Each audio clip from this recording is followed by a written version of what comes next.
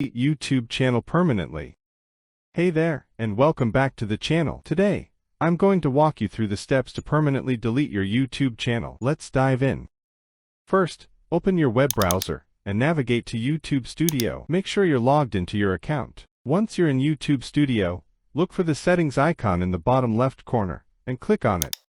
A settings window will appear. On the left side of this window, click on Channel, then go to Advanced Settings, and scroll all the way down. Click on the Manage YouTube Channel link, which will take you to your YouTube account settings.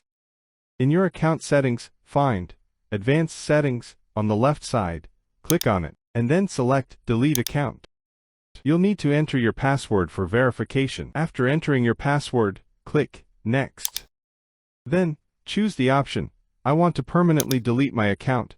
Check all the required boxes, and finally, click Delete My Content. And that's it. You've successfully deleted your YouTube channel. If this video was helpful, please like, subscribe, and ring the bell for more tutorials.